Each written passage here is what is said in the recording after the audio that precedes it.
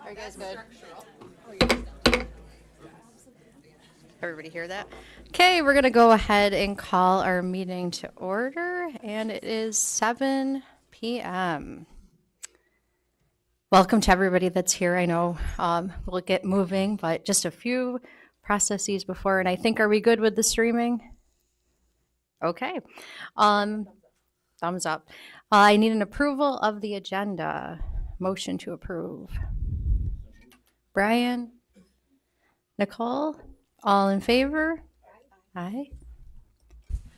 And that brings us right to Board of Education recognition. Special Board of Education recognition. I believe we have a slide, the very first slide. We'll cue them up and put their wonderful pictures up here for display. Each year, the New York State School Boards Association sponsors School Board Recognition Week to recognize our school board members for their commitment to New York State public school children. Recognizing school board service should not be a once-in-a-while endeavor. However, designating one night to highlight these volunteers' efforts ensures that they receive the special thanks and appreciation that they so deserve. Tonight, we're promoting awareness and understanding of the important work performed by our Fairport Central School District School Board. Public schools form the bedrock of our communities and our nation. Democracy thrives with educated citizens capable of critically thinking and engaging in civil discourse. And it is our local school board responsibility to ensure student success and to create programs to meet the needs of our school community and the high expectations of our school community. And this board does this daily. It takes strong schools to build a strong community. And our Fairport Board of Education devotes countless hours. They think about our schools when no one else is thinking about them. They're studying. They have high expectations that all children reach their potential and that they have access to high-quality student-centered programming. They make tough decisions every month and spend many hours studying education issues and regulations in order to provide the kind of accountability our community stakeholders have come to expect. School boards do the following. They support student development and achievement by developing a shared vision and goals for the district. They ensure strategies and policies and programs align with those district goals. They assess and provide, they're assessing and providing accountability for student achievement, and they support healthy school districts by creating programs that promote positive cultures so professionals can work and students can learn, and much, much more. Tonight we're having our building principals acknowledge, and our PTA reps and our wonderful students recognize service to board members. But before we do that, we have a very, very important video that we would like to share.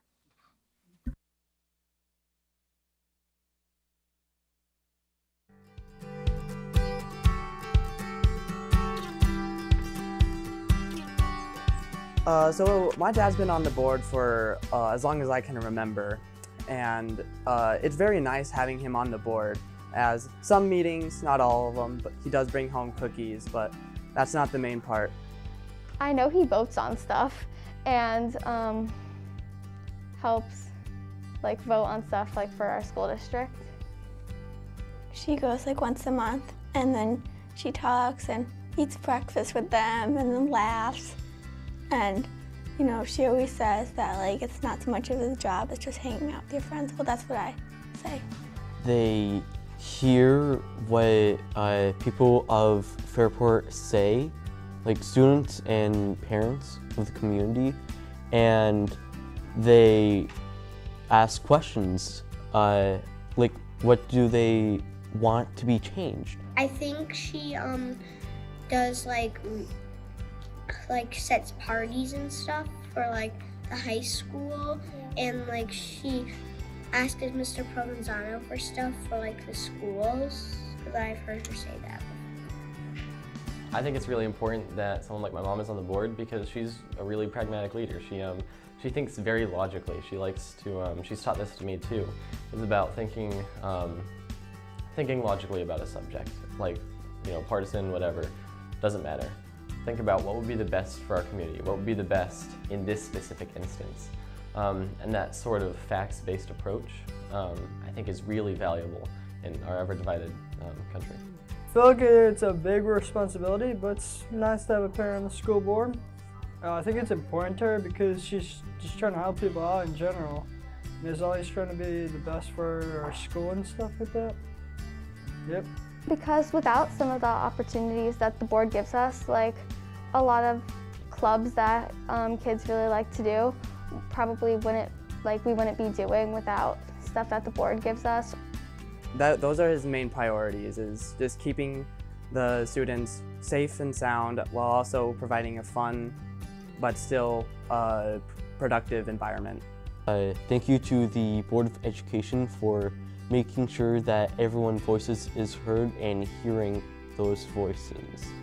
Thank you so much for being an awesome dad, and you do great on the board, and I'm just proud that you got elected to be on it.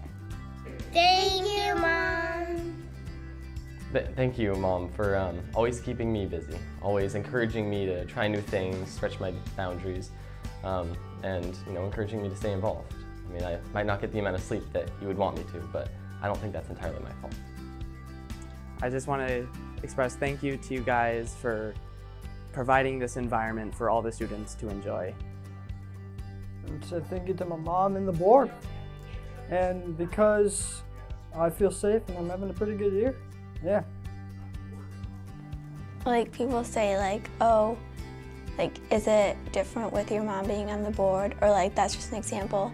But it's kind of like all you've ever known. So it's like hard to compare stuff because she's always been my mom, so.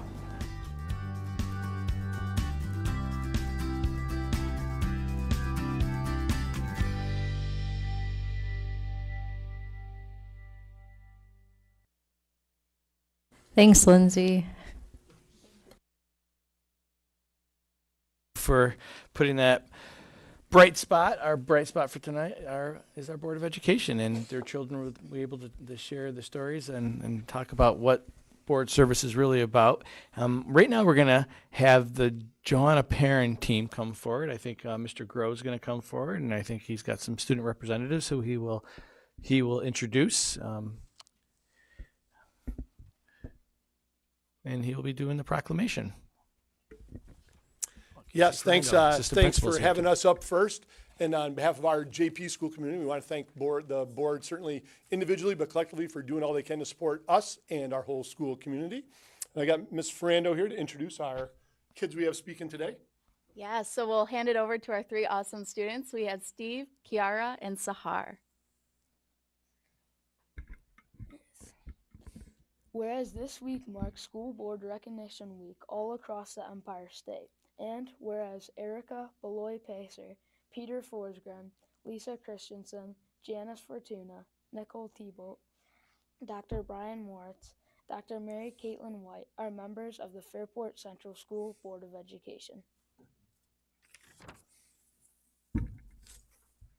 Whereas the members of the Fairport Central School District Board of Education have given their time, effort, and dedication to their schools and community, and whereas the members of the Fairport Central School District Board of Education have shown through their actions that they care about their Fairport family and are always doing what's right for kids, and whereas they are deserving of our recognition, and whereas we think they're pretty cool. Now, therefore, we, the Johanna Perrin Middle School community, along with all the Fairport schools, do hereby proclaim that the Fairport Central School District Board of Education is incredibly amazing and deserving of all praise garnered upon them on this Board of Education Recognition Day, given under our hands on this 14th day of November in the year 2023.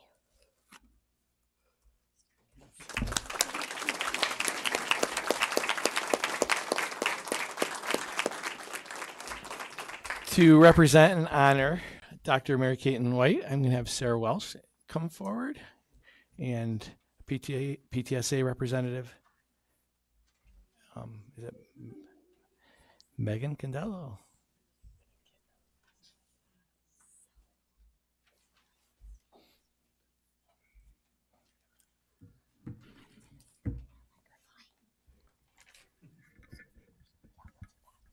Good evening, everyone. Thanks so much for being here and for all that you do. We are so excited that we were invited to be able to celebrate each of you. I have with me from Dudley Elementary School, Miss Jocelyn and Mr. Augie. They are the best dressed, and they really brought it tonight. So we're gonna come right over here. And we also have Megan Condello, our PTA president. Thank you for being here with us.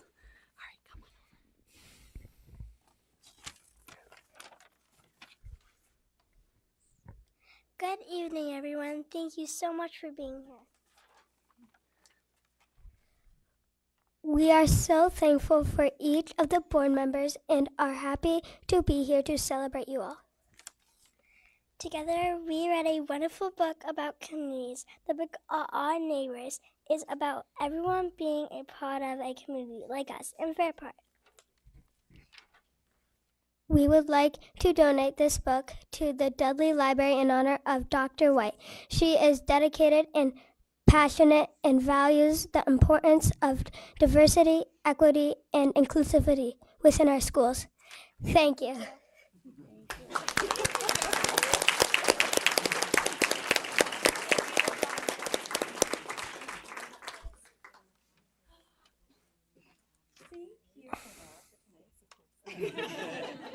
Thank you, guys. Dr. White has been serving on the board for 2.5 years now. Very nice.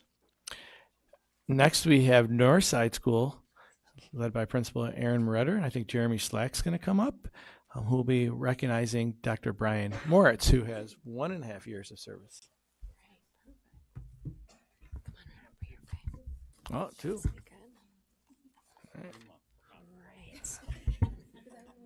All right. On behalf of Team Northside, thank you to the entire board for all that you do. It was our pleasure to host you last month at Northside. And again, we're just really grateful for your service to our community.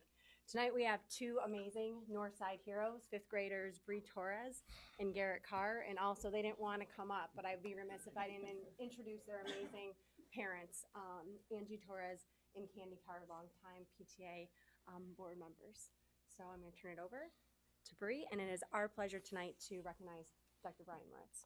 It is a privilege to recognize Dr. Brian Moritz as at Northside we have seen firsthand and love Dr. Moritz has for supporting children in all things Fairport. Before serving on the school board, Dr. Moritz was a member of the Northside PTA board. He was a strong support of PTA events that helped shape and enhance students' experiences at Northside. We are proud that he has turned that passion into supporting students across the district. We are grateful for his service and honored to recognize him this evening. We are dedicating 2 books in our Northside library to Dr. Moritz. The first book we selected is The Puppy Problem by Laura James. We chose this book because it combines 2 of Dr. Moritz's favorite things, journalism and animals. In this illustrated chapter book, Enterprise's young pups start a neighborhood newspaper. The second book we selected is History Smashers, Plagues and Pandemics by Kate Messner. In this series, Kate Messner shares the stories behind famous moments in history. Dr. Moritz was instrumental in helping the PTA and Northside navigate events during the COVID pandemic. We are excited to welcome Kate Messner to Northside School in spring, courtesy of our Northside PTA. Dr. Moritz, we thank you for your work supporting the students, educators, and families in the Fairport Central School District. We appreciate your advocacy, your support, and your genuine care for all of us. You have many friends at Northside School. Thank you.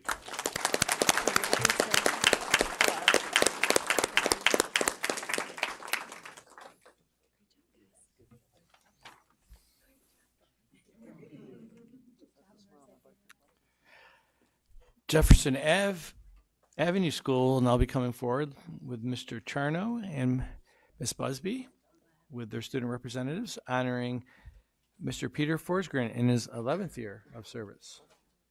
My ears are off. Good evening. Ryan Charno, proud principal of Jefferson Avenue. Excited to be here to recognize all board members, but specifically Peter Forsgren. And I'm here with some very special people from JA, my counterpart, Ms. Busby, assistant principal, Stephanie Evans, PTA president, and some really important student leaders, Abigail Forbes and Dakota Flightman. And we have a little special presentation that we'd like to share with you. When we learned that we would be recognizing Mr. Forsgren for his service on the Board of Education, we sent him some questions about things we were wondering. We thought we would share some of what we learned. Mr. Forsgren has served on the Board of Education for 12 years. He has 5 children, 4 that have graduated from Fairport, and 1 that is a junior. Mr. Forsgren puts in a lot of time as a Board of Education member. He often works around 20 hours per month, but during busy times, he can spend over 40 hours in a month working on the Board of Education business. Outside of his time volunteering on the board, Mr. Forsgren is a chief operating officer of a financial technology company. Mr. Forsgren's favorite part of being on the board is seeing students in their classrooms, on the stage, on the athletic fields, and throughout the community. Thanks, girls. Can you hold that? Yeah. We would like to recognize Mr. Forsgren with a book in his name that will be housed at the JA Library, and we have chosen the book, The Circles All Around Us, written by Brad Montague. This is a story about the circles we form around ourselves. When we are first born, our circle is very small at first, but as we grow and build relationships, the circle continues getting bigger and bigger to include family, friends, and neighbors. We then choose how large we are comfortable expanding our circle to the world. We choose to share our circle and how far we want to let it ripple out. We would like to thank BOE member Mr. Forsgren for the space he has made in his circle for the Fairport community and the difference he has made in our Fairport schools. Thank you. That's very kind. Thank you.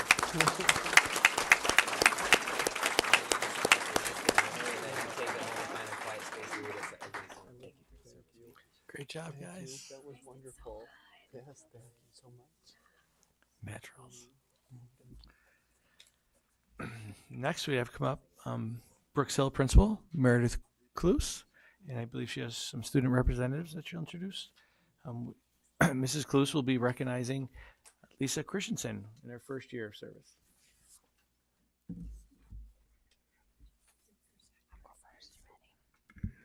All right, good evening. On behalf of the staff, students, PTA, and the entire Brooks Hill School community, we would like to recognize Mrs. Lisa Christensen this evening.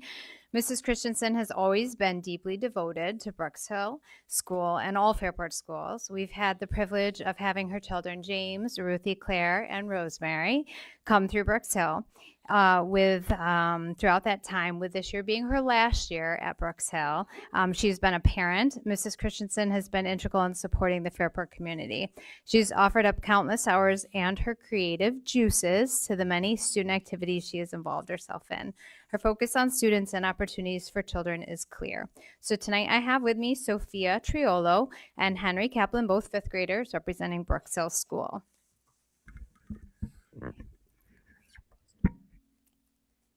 Brooks Hill Schools would like to thank Ms. Christensen for volunteering to join the Board of Education this year.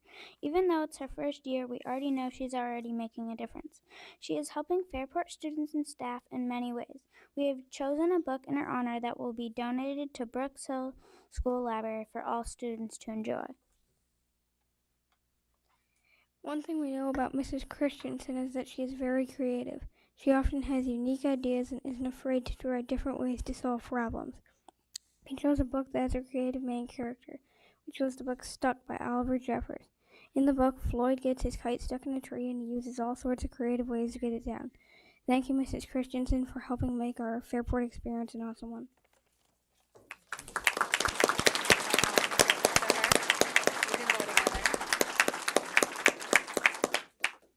you know anything about Mrs. Christensen, she comes up with the most unique ways to solve problems. So enjoy reading the book. It's a little wild and crazy. These two were laughing quite hysterically when we read it together. That's just my cup of tea. Thank It you. is your cup of tea. And you do have to give it back to us, though. Yeah.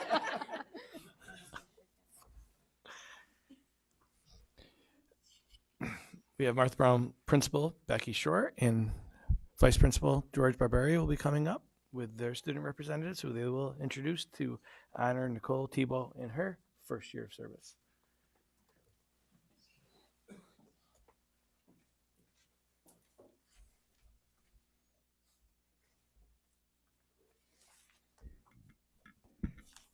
Pick it up.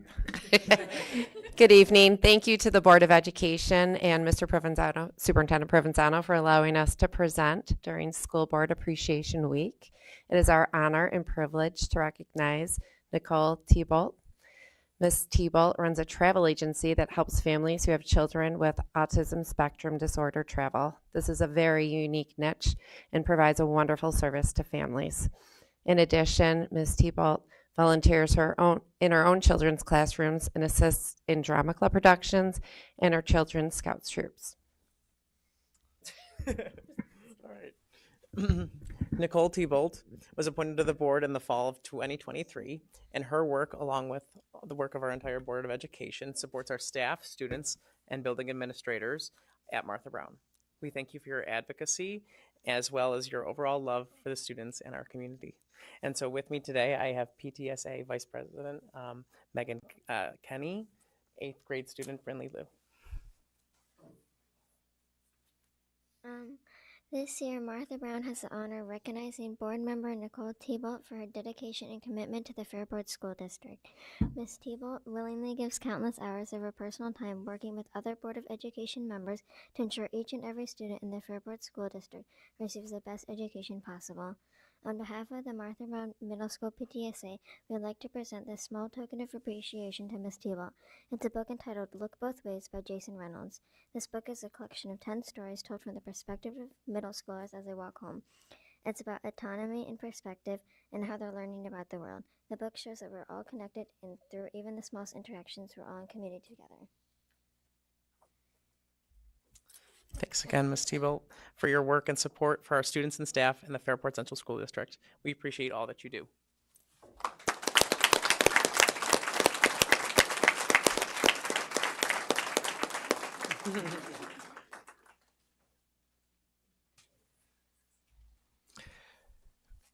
Minerva Deland Principal, Mr. Dominic Monticelli, will recognize Erica Bells Pacer, who is our board president and serving in her 4th year.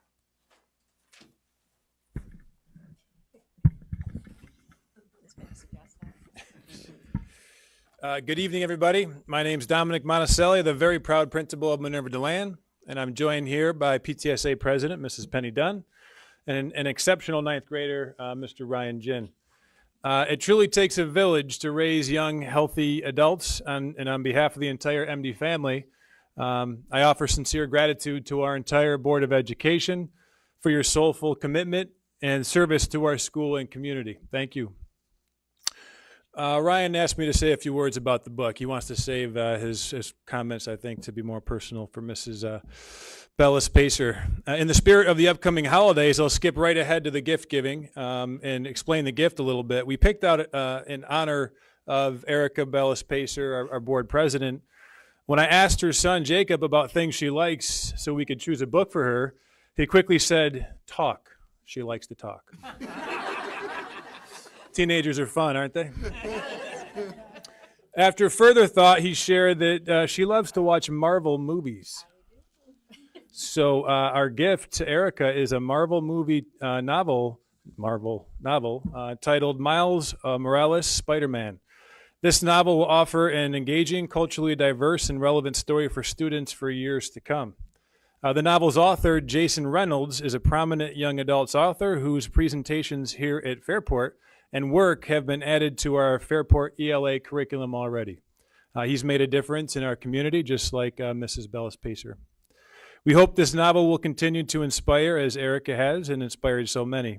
Ryan is one of those students that views her as a hero, and Erica has inspired. I welcome Mrs. Penny Dunn to say a few words, and then Ryan's going to finish off. So, Mrs. Dunn.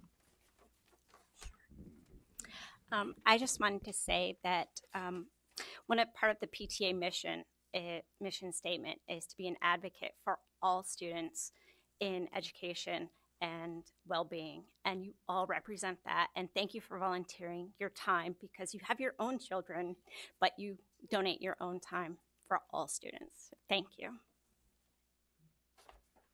I would like to give out my special thanks to Mrs. Pacer. Even with her busy schedule every day, she takes her time out of her life to help out with Minerva DeLand and make a better place for everybody. And especially her help to me, which for many years she has given me rides and to practices and games and even some food that I enjoy. But you have no idea how much you have changed my life, and I wouldn't be here where I am now if it weren't for you. And I hope you keep working hard and those work won't go to waste.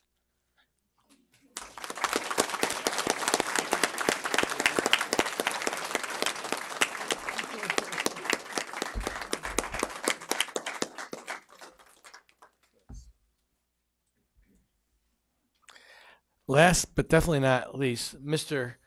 Clark from Fairport High School, principal of Fairport High School, will be recognizing Ms. Janice Fortuna in her second year of board service. Good evening, everyone, and a heartfelt thank you to the board for all of you, all that you do. When we got the notice in the fall that we had a little bit of curveball, we had to find different students and not use your children to our benefit. Presented a nice opportunity for me, and I happened to be on a leadership trip, and I didn't tell our student Layla that she was going to have to follow all the cuteness, so I apologize for that. I hoodwinked her into doing this and letting her know it was just a great opportunity. I'd spent some time, on a leadership trip and just impressed with what they were doing in their meetings. Just got back from Boston successfully as well, too, so we've had a great fall. So here to take the onus off of us, and since Penny already had a chance to speak here, I'm going to turn things over to Layla to honor Jan Fortuna. All right, I'm going to go right ahead and introduce the book. So this book is The Impossible First, From Fire to Ice, Crossing Antarctica Alone by Colin O'Brady. Prior to December 2018, no individual had ever crossed the landmass of Antarctica alone, without support and completely human-powered. Yet, Colin O'Brady was determined to do just that, even if 10 years earlier there was doubt that he'd ever walk again normally. From the depths of a tragic accident, he fought his way back.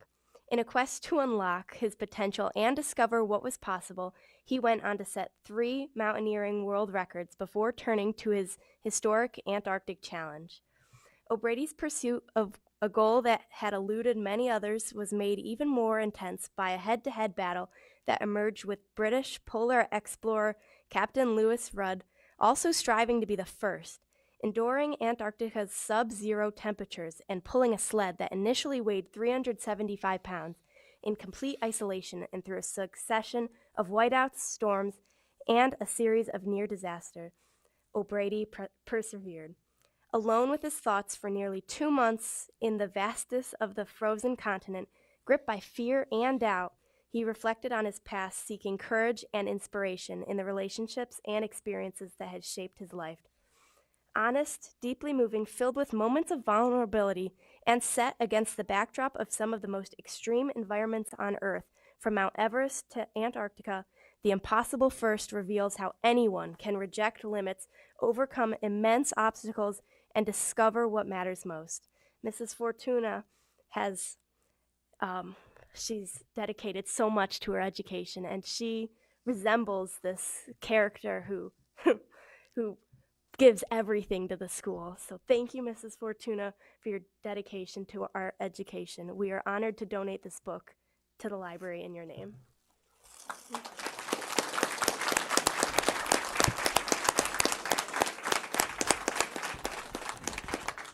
I'm going to give you this description because I think that this might relate to your work as a board member in tough times.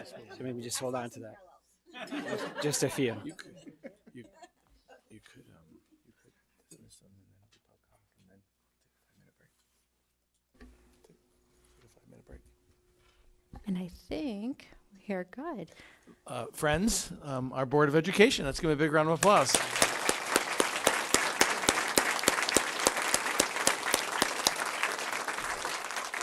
Thank you for your incredible service, and I think you wanted to. Yeah, I was just going to say we do have the rest of our meeting after, but we were going to just give everybody a 5-minute break. If people want to leave, especially students that probably need to go to bed or perhaps go to soccer practice or other activities. And just again, on behalf of the board, thank you so much. We did not know we were going to get all this, I guess, appreciation tonight. So between the video and all the kind words, definitely meaningful and passionate. So thank you. Thank you.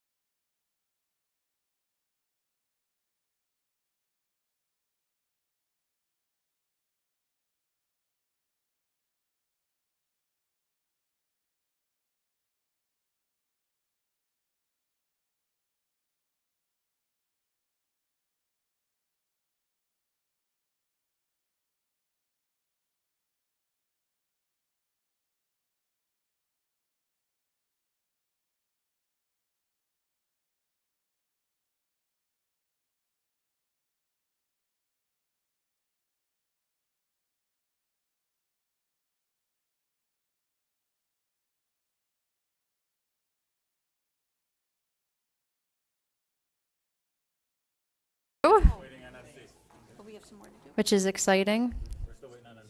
Yeah, I know. I'm just trying to round everybody up. And I'm just looking around to make sure. Okay.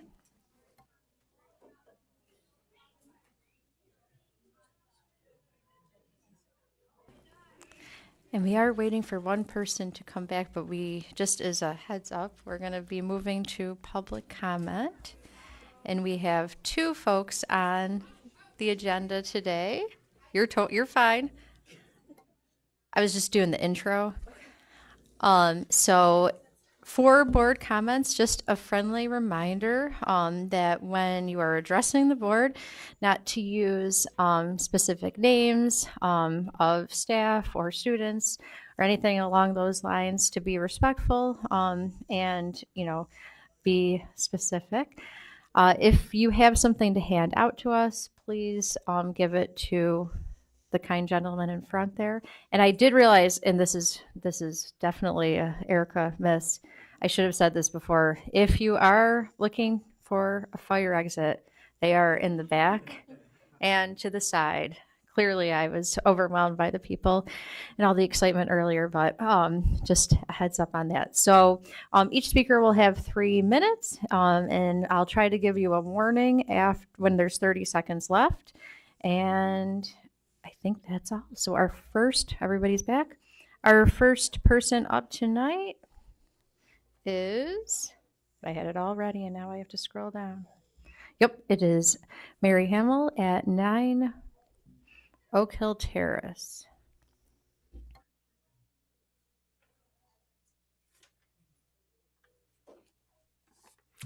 Hi, everybody. My topic tonight is why book banning is futile.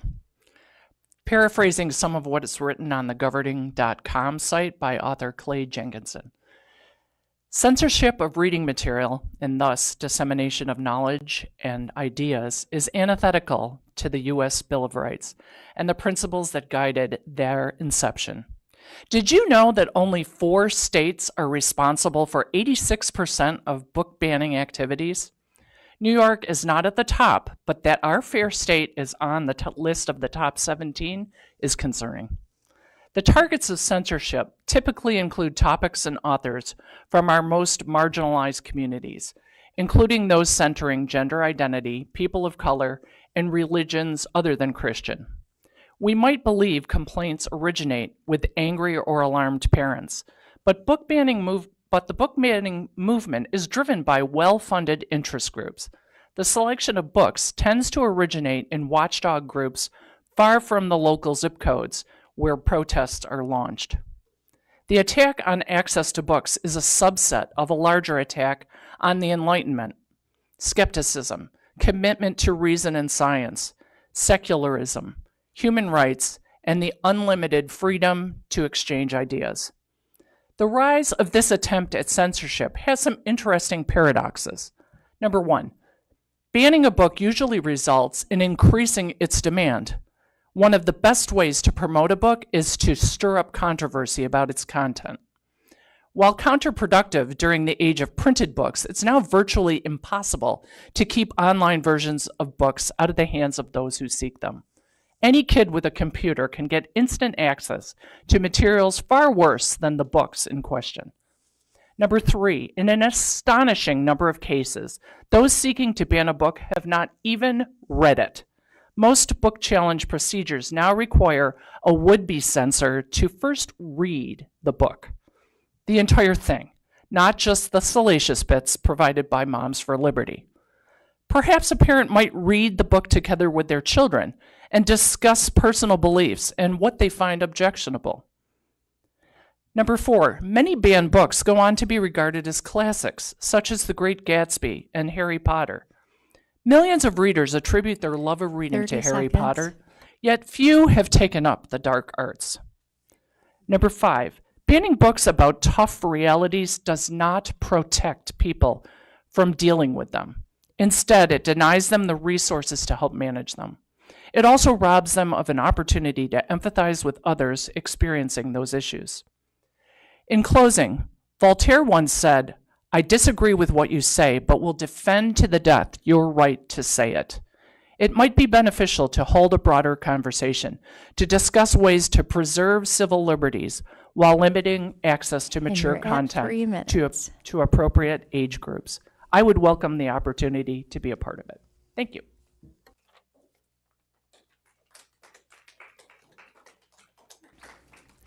And next we have Emerson Tebalt.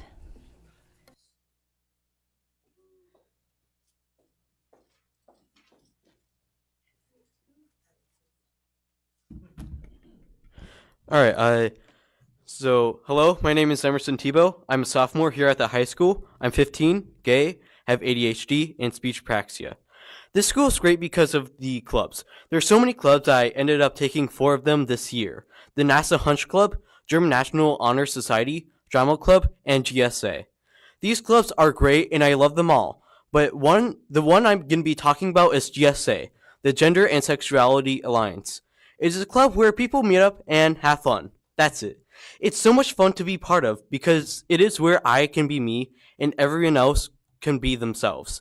There are 55 members in the club and they're all able to be themselves and take part in the fun. And in GSA, we barely do anything except talk about who we are and what we're going to do in the future in the club. And to do some things during our lunch period. A few weeks ago, we just walked to Clausen's and got food and played a card game. And these are the reasons why I love GSA, and it's why it's my favorite club. Now, let's talk some things that people got wrong last time. Studies have shown that the allowance of trans people being allowed into bathrooms that they identify as has not led to an increase in rape in women's restrooms. The rates have not changed, and remember, the only thing holding people from going into different bathrooms is a social norm. And no one is enforcing who or what goes into a bathroom. Next is about what happens in school. There's a thing in the code of conduct called DASA, the Dignity for All Students Act. This ensures that all students will have a safe learning environment. I have to say, this school has many flaws about what makes this not true. There has been so many instances where I heard slurs in the halls at my time in the school system, and it's not just at the high school. And also, it's not just racism. It's people being homophobic, transphobic, and the worst thing, when someone reports it, it has to be in person. And even worse, there has been some instances where nothing has happened at all. Please, a simple assembly that takes place for our gym period, for one period, does nothing except put words in our mouth and makes people make fun of it. You need to make sure that anyone who gets made fun of for who they are has an easy way to report. Talking to someone about it is something that people struggle with, and they think that it's not worth any time, so nothing happens, and the person doesn't get disciplined. 30 seconds. It makes it so people can't get help easily. That's all I have to say. Thanks for listening.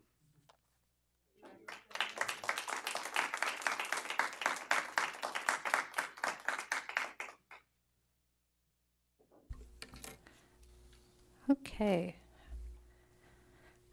Moving on, our student advisor, Clara, is actually not here today, but she did give us her update, which I'm going to read, which means that my president's report will probably be shorter because looking at her information, it covers a lot of the same stuff, but much better in her own words. She is actually at a soccer banquet right now, I believe. So, hi everyone, happy November. Sorry I couldn't be there tonight, but here's what I've gathered from FHS in the past month. At the end of October, we had our annual Student Council Run Blood Drive. We partner with the Red Cross every year to make this event possible. We had a total of 39 units collected, in addition to 2 Power Red donations, which will save approximately 117 lives. A huge success. Huge success. Fairport High is also in our 26th year of the Irish Exchange Program. We have had many Irish students joining us in classes and sharing their perspective and lifestyle with us. They even gave presentations in 512 a few weeks ago, and it was at max capacity for every period. Students were also given the chance to participate in our own physics class pumpkin launch. I think that I saw a lot of pictures of that. Many kids spent a month crafting impressive launches that blew everyone away. The furthest launch even went the entire soccer field, end line to end line. Exciting. We had our fall play, which was an outstanding production of Alice in Wonderland. All FHS students got to see a teaser of the show a few weeks ago, and the immense hard work and talent shone through. Fairport also had 7 fall sports teams become sectional winners this year. These teams are gymnastics, boys cross country, boys volleyball, girls volleyball, boys soccer, cheerleading, and girls soccer. And we had many impressive regional games that ended with Fairport regional winners who are advancing to states, being select girls swimmers, Ari Reebok for girls cross country, boys volleyball, cheerleading, boys cross country, and girls soccer. The senior trip to Boston that they just got back from was a huge success. All 239 students who attended loved the activities, which included a sightseeing duck tour, the Boston Aquarium, and the dance. A special thanks to Mr. Clark and all the chaperones who made this amazing trip possible. And as the first quarter wraps up, students are getting a sense of where they stand in their classes and are excited for what's to come.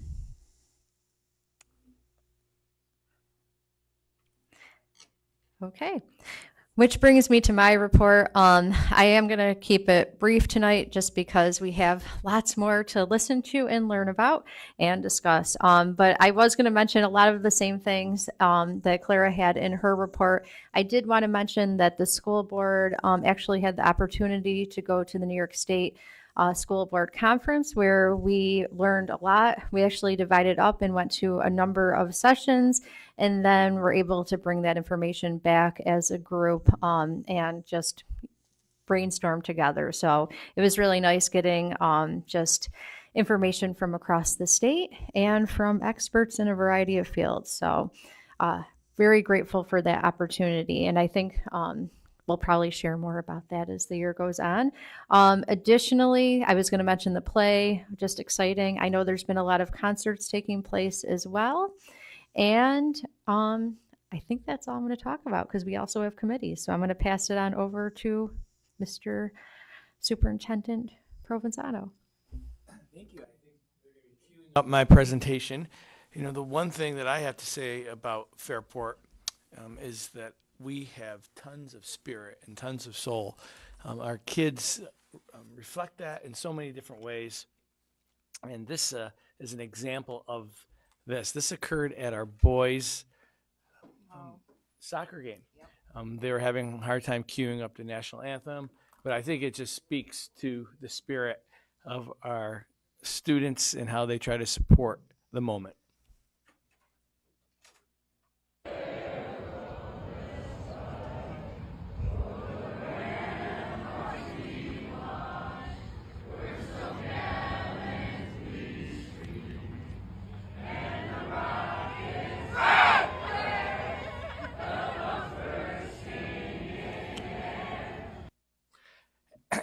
Powerful tribute to the spirit and their love for each other in the moment. And I know our opponent, the McQuaid fans, were joining in on that too. So can I just make a comment? Sure can. Yeah, so Lisa and I, we have kids that are on the team, and we got there a little late because we were coming from the conference, and we pulled up and we heard the folks saying, we can't get the anthem going, technical difficulties, and then out of nowhere, our students area and all the parents and the players knew all the words to the national anthem, and we could hear them singing. So it was, I think that was almost more impactful to me, Lisa,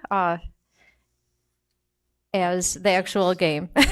So, and I think there's been mention of the athletic success, the interscholastic athletic success that our teams have had. We have 39 teams. It's an investment from modified through varsity. Our varsity teams represent, I think Claire did a great job of delineating the titles. I won't do that, but we also have individual competitors who are competing in gymnastics and swimming and having individual cross-country meets as we move on. So again, that was well captured, and I appreciate that. But the performing arts are alive and well. Fairport High School, Alice in the Wonderland, Martha Brown, Who Killed Elvis, that's happening this weekend. And JP Musical, Once Upon a Mattress, will be occurring this weekend too. So many things going on in our schools. And, you know, this little collage up here depicts, it's the first 10 weeks. We're, going to be going into our second quarter here. And we've lived a lifetime of memories from clubs. And again, our student speaker did a great job of talking about all the clubs they are in and participating in. Because it just helps define their experience. So I appreciated that. And I have to say, everyone's going further. We talk about service and contribution. There was the fall crawl of 2020-23. $11,000 was raised this past fall. All of our elementary schools participated in this, and it's a donation to Galisano's Children's Hospital as part of the annual fall crawl. It's something that our kids look forward to, our administrators and our staff really in support, and our community gets behind. And I know that they'll be talking more about that in the very near future. But I have to say, let's go deeper. We're doing great things outside of the classroom, but we're also doing some pretty amazing things in the classroom. Our staff and our students are working incredibly hard. As we talk about multi-tier systems of support, the board has invested resources in making sure that we're doing all we can to align our curriculum. We're engaging in a resource called 95% in Wisdom, and we're seeing incredible gains just by an initial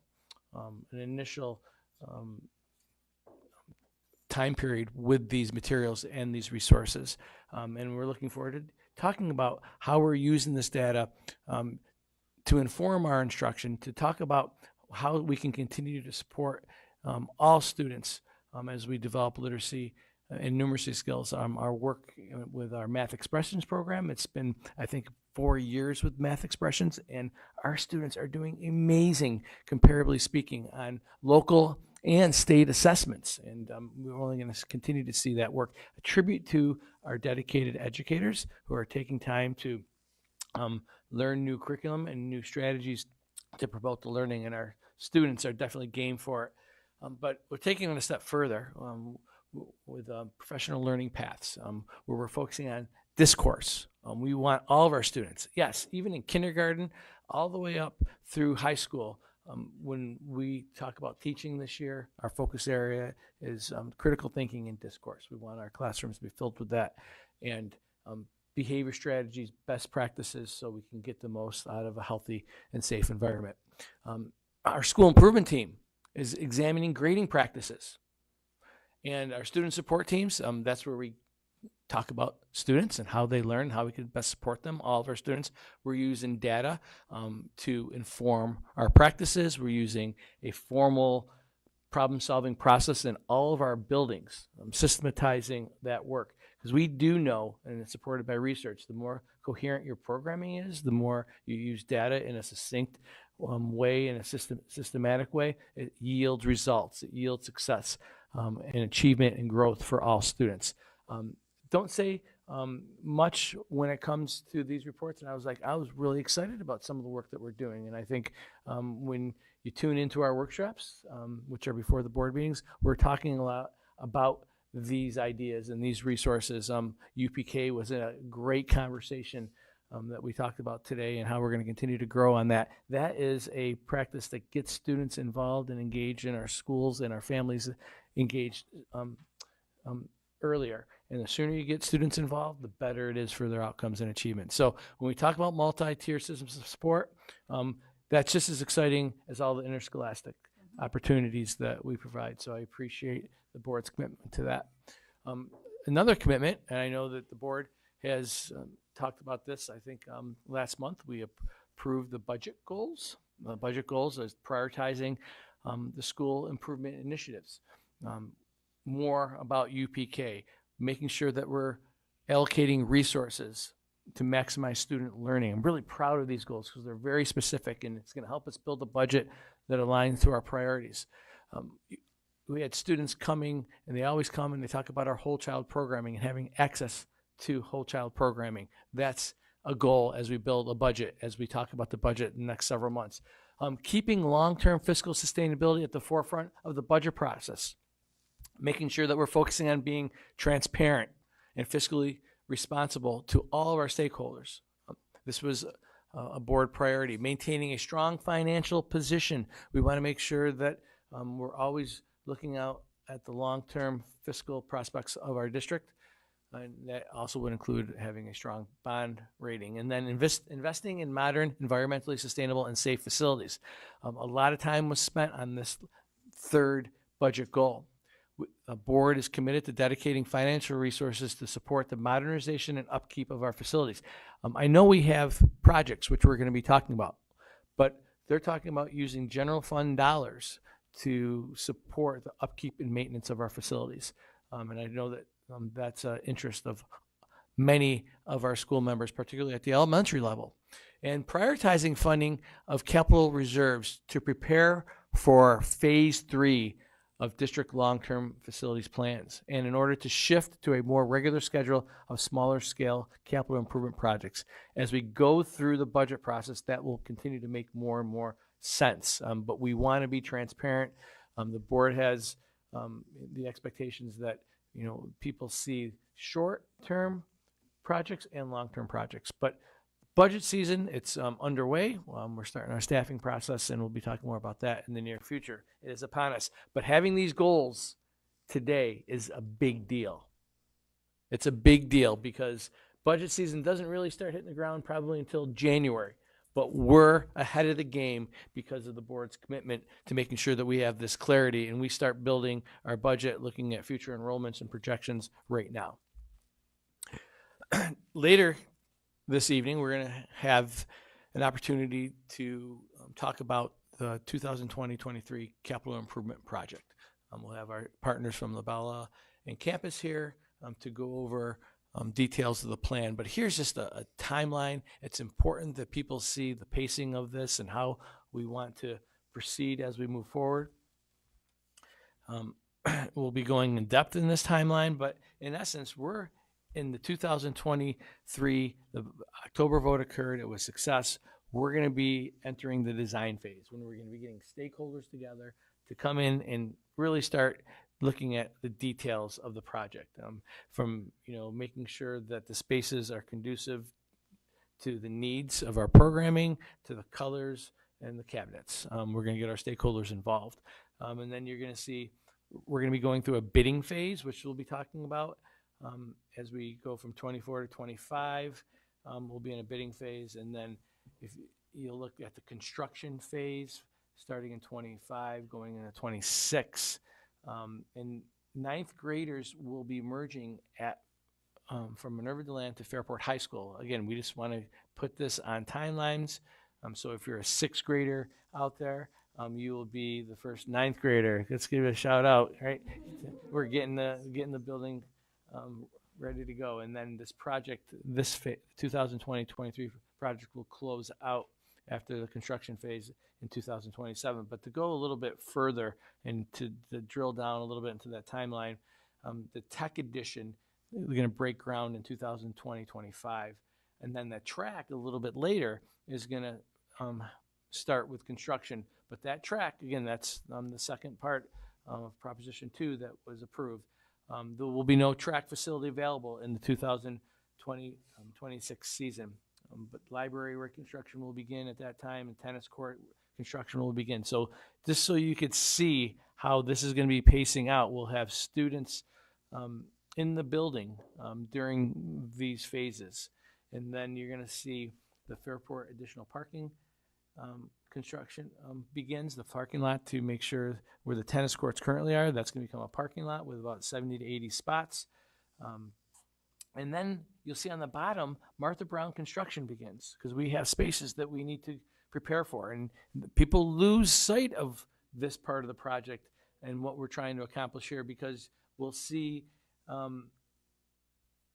that as Minerva DeLand is vacated, and students and staff come to the high school, you'll see that Balmer Place staff move to Martha Brown and Minerva DeLand. So we're going to start using Martha Brown for district offices, and we're going to start using Minerva DeLand for some district offices, which will be in the 2027 school year. And then we're going to prep for the sale of Balmer, as that was a commitment made several years back. So that's in a nutshell, just to continue to talk about it, have it out there. We're going to drill down in a little bit. So as we, this is the last time we'll be seeing Thanksgiving, right? We'll be into the season of giving, but now we're going to be entering some Thanksgiving seasons. I wish everybody a happy Thanksgiving. Enjoy your time with your family and friends. Until next month. Okay, thank you. So that leads us to board member committee reports. So I'm gonna kind of pass it off to folks that would like to share out about their committees. I'll add in at the end for things that I know I've been to, but I think some other folks would like to talk as well. So I'll go first, and I know Erica wants me to keep it short, although it's like she's never met me before. Anyway, so legislative, we met at the beginning of the month, and we're meeting at the end of the month. This is the Monroe County School Board Legislative Committee, finalizing our position paper, some of our advocacy areas that we'll be focusing with our meetings with lawmakers. We're doing Zoom meetings in December with state reps, and then February, I believe, is the March-ish is the annual trip to Albany. yep, it's the first week in March. I hope I'm here. Anyway, that's always a great chance to get to talk to state ed and to our lawmakers and people in Albany and advocate for the positions that we think benefit our schools. Also, really quickly, Tech Task Force had our first meeting last month. Just some really cool updates that the district is doing. We've got a new launch zone, kind of like a home base for all of the classroom technology, all the classroom sites that's going up, upgrades to the phone system and to the security system, and to finishing up all the Wi-Fi upgrades. And this is especially true for outside access points. So at the elementary schools, those of you using Pick My Kid get a little better service and coverage with that. Very happy to see that district wrote a letter of support for the Pines to get high-speed internet under the Affordable Housing Connectivity grant program. Tom, that's a state program? State program. And most importantly, we are finally working on updating and revamping the district website. After so many years of talk, we are finally getting down to it. Tom and Lindsay are doing great work getting that set up, so we're looking forward to working toward that in the next few months.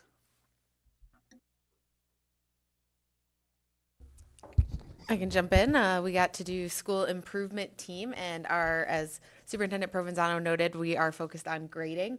And so this month we really dove into what is our true north. What are grades? And really kind of came to the, I think, conclusion, grades should demonstrate how much the students have learned. And that feels like it should just be normal, right? But we've all had that experience of you have this one teacher and you really want that teacher because your grade is much higher than this teacher. You might have different assignments.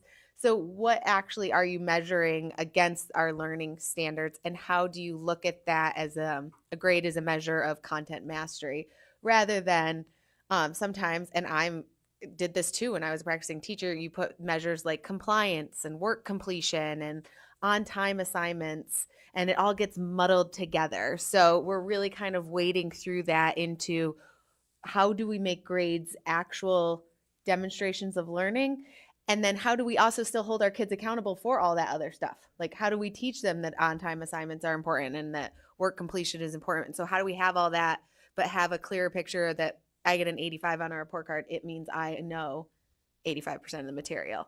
So diving in deep this year, but it's some pretty awesome conversations we're having. If we're going down, don't know if we meant to be that organized. Labor Relations met right after our last board meeting, and we'll meet again tomorrow. So it's almost like we're always telling a month late, right? But this one was on cybersecurity. If you wonder why is that at Labor Relations, the emphasis really is what is the staff time that it takes. You know, what do we expect? Appreciate Mr. Devitt attending. It's Monroe County School Board Association committee, but he attended as well as other peoples to learn and hear about best practices and assuring us that we're well ahead of what was even presented there, which was nice. But I think what's amazing, as you all know, right, we're dealing with AI in schools. We're dealing with AI in schools for cybersecurity, right, because it takes that to the next level. And the level of organization, which I think people, most of us probably aren't aware that, right, this is organized like a business. There are employees, there are managers, they have goals in terms of what they need to bring in by attacking these places, by holding them ransom or whatever it might be for dollars, for Bitcoin, it doesn't matter. But I don't think we understand always. This is going to be a constant thing, right? And it's going to evolve, and the target changes daily. And so it does impact our staff, and that it was a really good presentation overall. But again, Mr. Devitt, thank you for both attending and being on top of it, on top of just making sure people have access to the Wi-Fi, right? And they forgot their password and resetting this, and helplines for internal. On top of all that is then keeping all the bad actors away in a setting that is very open. Right. So challenging, but thank you. All right, so I guess it comes down to me now. No pressure. So just first of all, the conference that we all attended was phenomenal. I think the content that we took away, I think the way that we spread ourselves out to make sure that we attended everything. I myself loved the conference or the session on addressing the teacher shortage. Just talking about what we can do to not only recruit the best teachers, but retain our teachers, and hearing just a lot of research about what our teachers value the most in their work. Nicole and I went to a great one on asking the right questions as board members. How do we stay as involved as we want to be in our schools, but maintain the purview that we as a board have to have? How do we ask the right questions to get to the why? And then, of course, many of the sessions were about supporting our students' mental health, which is always an ongoing conversation. Last week at Info Exchange, we talked about Chat GPT and AI, and I think a lot of it was not so much on the logistics, but trying to calm the fears that this is not the end of the world as we know it, and how we can reap the benefits of AI and prepare for the drawbacks, any potential drawbacks. But then finally, while not a committee, I would be remiss if we did not give a shout out to Mr. Maliber and Mr. Sachs for the incredible leadership presentation that a few of us went to last week. I know we had, I think, over 100 students went to DC for the leadership conference. Each group, each cohort did about an hour-long presentation on their time there, and it was unbelievable. It was so informative. It was so inspiring. These young adults, I can't even call them students. They were just young adults in their passion for the world that they're going into, their leadership. It just makes you feel so optimistic. And so a huge shout out to the two of them for the work that they do with our students. So thank you so much. So that's it. I'll end there.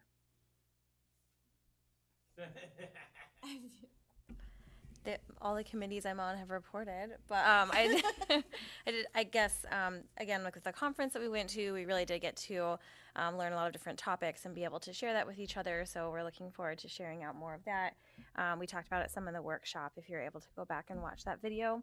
And then just looking forward to another school visit this Friday, where each month we go around to a different school in the district and get to tour around and meet the students and see everything in action. And that's just been a really great opportunity, and we appreciate their efforts in hosting us.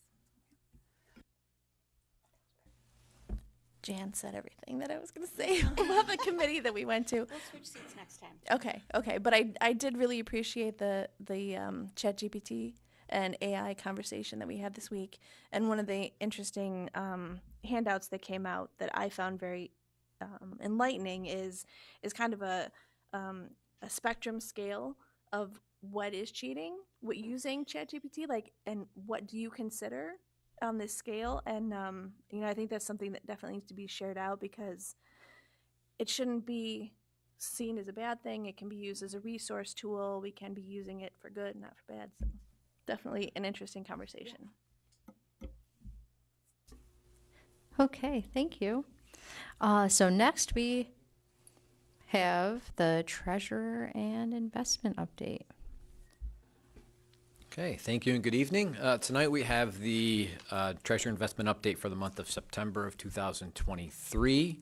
The general fund, we had a beginning cash balance of $56 million, receipts during the month of approximately $25 million, so we're starting to see our tax revenue come in, some state aid, and disbursements of the month of $14 million for an ending cash balance of $67 million. Approximately $66 million of those funds are invested in a mix of money market and insured cash sweep accounts and CDs during September. As it relates to revenues, expenses, in terms of timing, revenues recognized approximately $92 million, right on track with prior year. Most of that recognition of the revenues related to tax revenue as a receivable, so that cash continues to come in. So while it says revenue, it's we're still receiving the cash throughout the next few months. And I was just going to say, what you're referring to is in the agenda if people are watching from home. So it is under treasurer's report, which is in E of the consent calendar. Great. Thank you. And then again, expenses for the month early in the year, $25 million, very on track for our expense and revenues as we're trending throughout the school year. And that's the update for the month of September.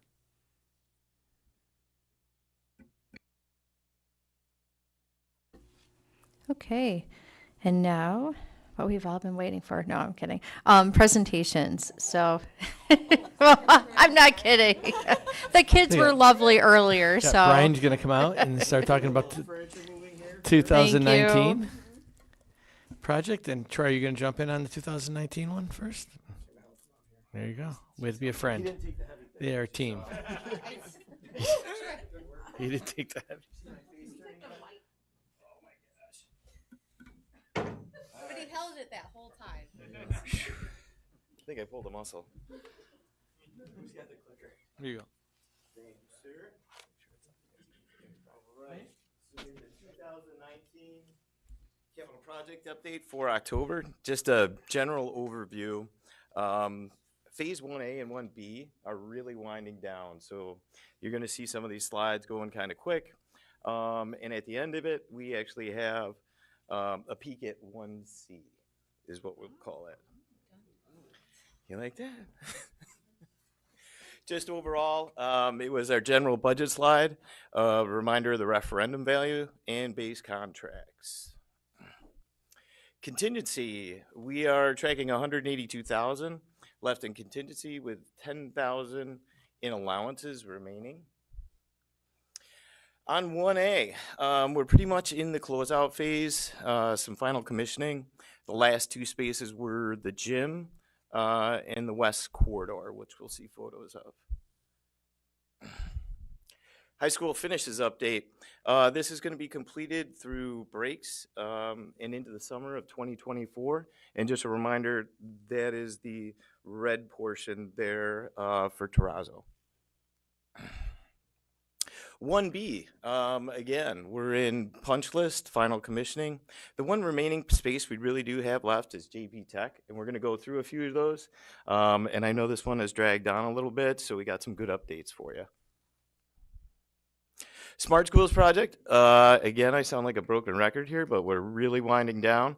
We have a few more cameras that we need to spot, and that's going to go through this fall and into the winter. So before we get to the photos, again, a repeat of basically the work we had left. The west corridor is now complete.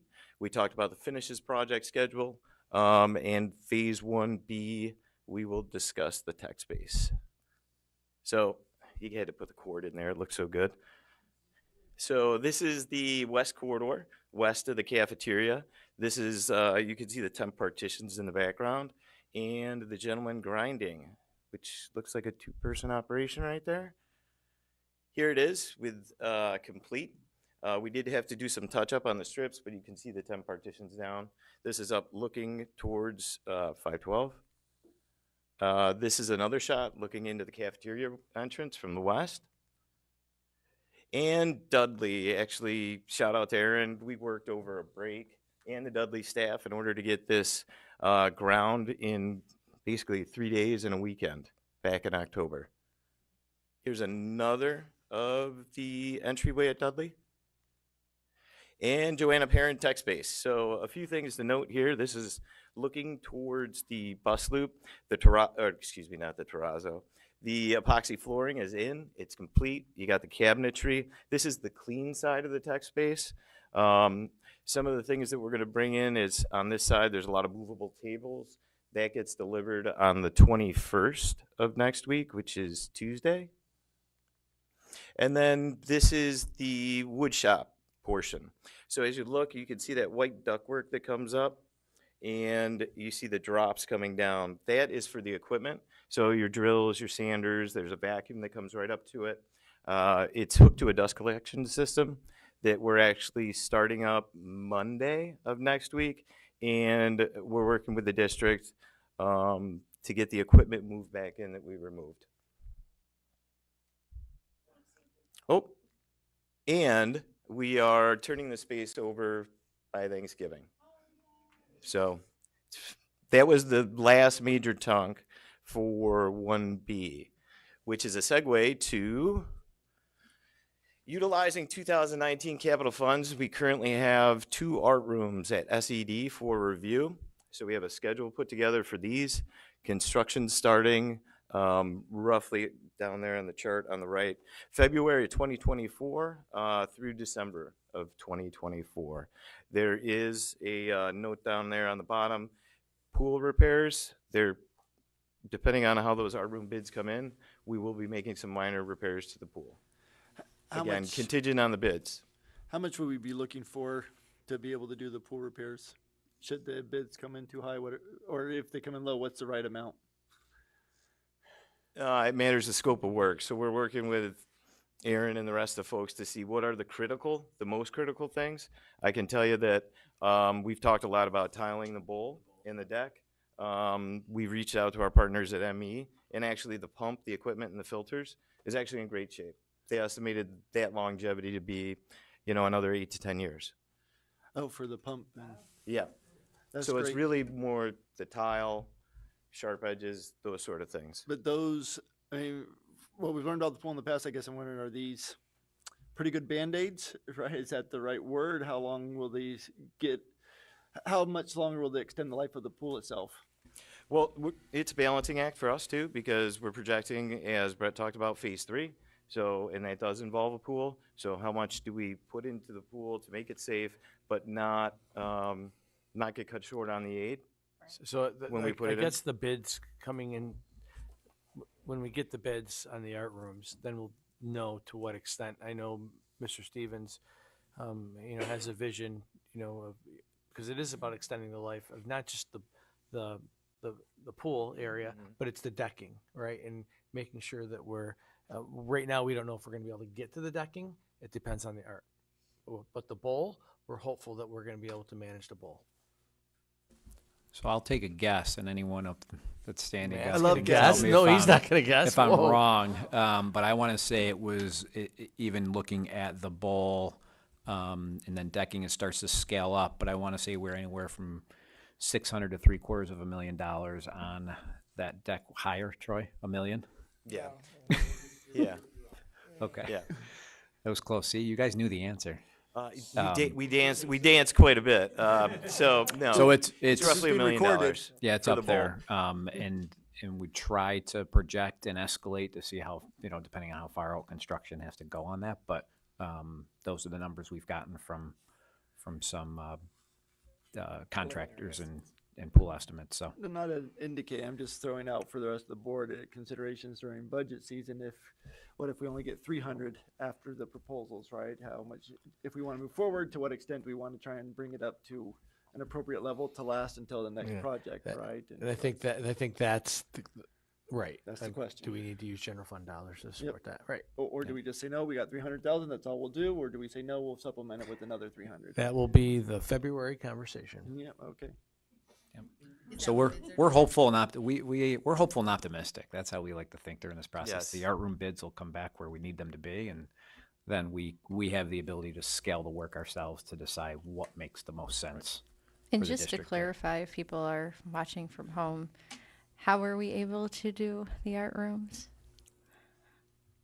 So the art rooms, when we originally bid out the project, if you go back to our budget slide, there was bid day budget savings that we had at the beginning. So it is the 1.752,313 that we've been maintaining as a little nest egg as we've gone through the project. So those dollars that were part of the original referendum is how we're doing this spend down, or this phase 1C. So how did we come to the decision to do the 2 art rooms and the pool? How does that decision get made for the community to understand? So they voted on this project. Mhm. They said this is what they wanted done. How does this get determined? It came about priorities and usage. And we knew that those dollars were out there, and we knew that the art rooms, in order for us to maximize those art rooms when our students come over in 26, 27, we want them to have updated art rooms. The art rooms right now are antiquated, and as we go into this next project, there'll be 2 other art rooms that we're needing to get at as well. So that was the way we prioritized it. And it, I know we were doing it to accommodate the students coming over, but is there something we could have done at some of the other buildings to address some of the needs? I think to balance that out. The art room, there were discussions, I think, maybe prior to when you were joined the board. The art I think some of the art teachers actually anticipated having their rooms updated. Well, that was for the 2022 project that got voted down. So I think that was. I think even before that, though, I thought that they had already started making space in the hopes that they would be updated. I think that there's a lot of unused space in there too, right? Because of the dark room. We're trying to maximize Not space. unused, Update it's it. unusable. It's unusable. Right. It's antiquated. That was the word. Yeah. I should say usable in the future. And I'll add a key piece of that too, is making sure that any scope of work we pursue falls within our seeker process and all of those different pieces. So to that's answer your very question about the important. We did a elementary lot of reconstruction for classrooms at the high school, and the art rooms fall right within that type of scope of work that was in the original referendum. So. Thank you. That answers it much better than me. And we had just one last rendering of another art room. There. And on to 2023. Awesome. I hand you the clicker, sir. Don't go too far. Thanks, Brian. Cue up the other one.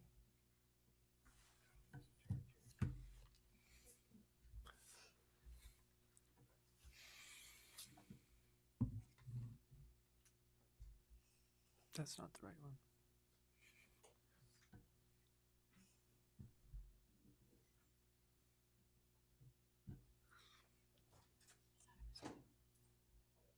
That was it. That was it. Yep.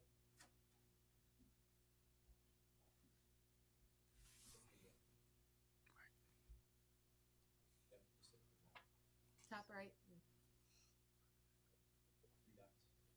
In 3 dots. Take the cartridge out below and then put it back in. You gotta slam it on your knee too, though. Awesome. Good night. Thanks, everyone. We're just going to go through the approved 2023 CIP scope of work. Let's get in the mic there. And sorry about that. You got to go ahead and present 3 dots again. It escaped. Yeah. You can't do it. There you go. Thanks. We're going to go through the 2023 CIP scope and preliminary timeline. As you see here on the chart, there are several phases involved in the design and construction process. We'll just look at this preliminary here and then go into a little bit more detail. But the scope of work overall involves work at the high school and Martha Brown, and then several moves from district offices to both Martha Brown and Minerva Deland. We'll talk about in a little bit more detail here. So And if you can see here by phases on the calendar that stretch from 2023 here all the way out to the end of 2027, we start with the schematic design phase. This is generally taking the program of your curriculum for each of the spaces and translating that into tangible and efficient designs. In the design development phase here, we'll be going through and turning these tangible designs into something more meaningful of production drawings and outline specs. Within these two first phases, we'll be engaging with user groups that are the end users of the space, administration, maintenance department staff, to just ensure that we're capturing everything that the spaces themselves need to be able to accomplish. And from there, we'll go into the construction documents phase. Here's where we'll get the documents and designs and specifications all ready for a biddable product, and that's when we'll send it off to the state education department for approval. This will take anywhere from 4 to 6 months. Currently, that's what we're tracking for the state to be able to review documents. When we get them back, then we'll start putting everything together for bidding it out at the beginning of 2025. From there, we'll start construction. This will be a long haul for both the high school and Martha Brown. Most notably, that Brett kind of touched on in his presentation as well. At the 9th grade, they'll be coming over to the FHS at about midway through the construction, so they'll get a good taste of what it's like to see things in a transitional state of things being opened up, and it can also serve as a great educational piece for them. I love that lens on that. There you go. At the tail end of construction, we'll start putting together plans for moving over the Bomber Place staff over to Martha Brown and Minerva DeLand, and then Brett and Matt get the awesome task of trying to sell Bomber Place off. So, I know you guys are looking forward to that. All right, let's dive a little bit more into the scope of work itself. Primarily at the high school, the main focus, as was charged to us from way back, is to bring the 9th grade over. The first domino there is the 5-classroom STEM edition. From there on, there's also additional classrooms that we need to create throughout the building. Secondly is within the library itself, we'll be taking some of that library space, creating 3 additional classrooms that we need. We'll also be creating 2 health classrooms, related services for special education, OT, PT, additional collaboration space around the library, and also revitalization of the existing library itself. In order to support staff and students coming over, we'll be creating additional parking. And then we get on to the athletic portion, where we'll be reconstructing the tennis courts and redoing the track facility, going from a 6-lane track to an 8-lane track with additional practice fields. Here's just an overview again from the site level. You can see in the top left-hand corner in the orange portion, the STEM addition. That will be happening, the conversion of the tennis courts to parking. The track and field facility that will become a part of the athletic complex, additional parking in the middle for accessibility and emergency use, and then the tennis courts that'll be in between the existing football field and the softball, baseball fields. So quick view of the interior. Again, at the bottom in the red, the addition. The top left, where we will be creating some health classrooms and general swing space. A lot of this will be starting, like we said, spring of 2025 through summer of 2026 for the swing space, and also summer of 2025 for the library reconstruction, where we'll be creating those additional classrooms as well. Some more workup space for supporting the special classroom and related services. So here's a more expanded view of the library. You can see the ancillary spaces around the perimeter, the classrooms that will be creating towards the south facing Ayeralt.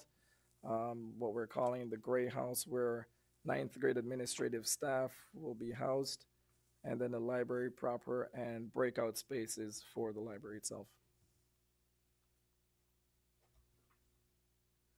Some conceptual views that we've seen.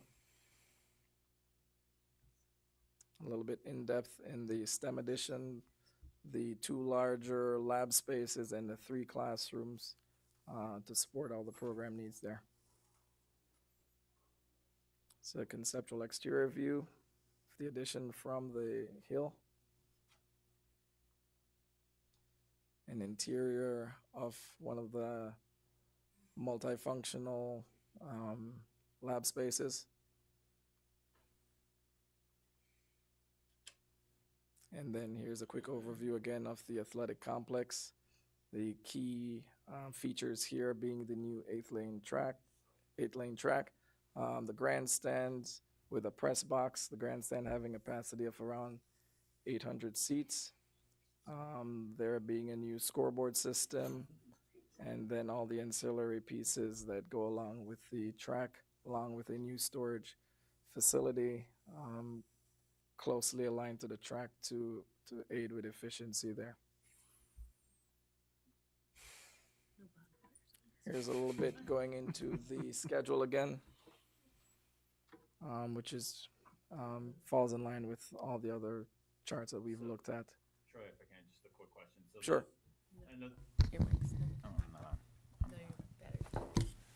I broke it. So there won't be a home track season in 2026. So the track 2027 will be the first season, but the track itself will be done fall 2026. So Jim can use it, the community can use it. There's just no, because track's a spring sport, so it won't be ready for this. Correct. Till 27 for the season, not necessarily ready. But we hope to have it completed by now. Stop using those words. Moving on from the high school, we go to Martha Brown, where we propose to do some reconstruction work along the ground floor of that building. Towards the bottom left there, you see in the blue and in the shaded red area. Some of that space has already been somewhat reconstructed through Aaron's efforts there. Most of it, the area in blue, would be heavy reconstruction. That's going to be professional development space, offices, and so on. This is what we're looking to undertake in the summer of 2026 through summer of 2027.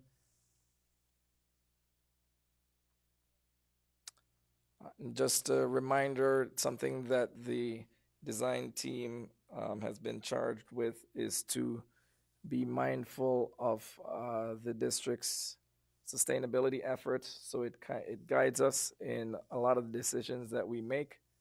And here are just a few of the bullet points that we've presented in the past that are somewhat typical of what we do naturally, but then there are some higher level stuff like point 11 there, which is an EV study that we'll be looking into to see how we can incorporate electronic vehicle charging at the high school here. And that's something that we will be collaborating or reaching out to Fairport Electric to see what's the best way that we can get that done. Brett's already agreed to sit in on some meetings. There you go. Here's the overall project construction timeline again. We already talked about no track in the 2026 season and all the other things that are still going to be happening while construction's going on. You know, Minerva Deland coming over, the moving of Bomber Place staff, and the prep and sale of Bomber. So And Troy, I think one of the things in 2026 to 27 that we'll have to pay attention to is it's going to be the construction of the library space. We're going to have the STEM edition ready, the additional parking ready in preparation for Minerva Deland students moving over. But during that year of 26 to 27, we're going to, summer of 26, we're creating the flex space for construction phasing where auto is, and we can't do that until the STEM edition is open.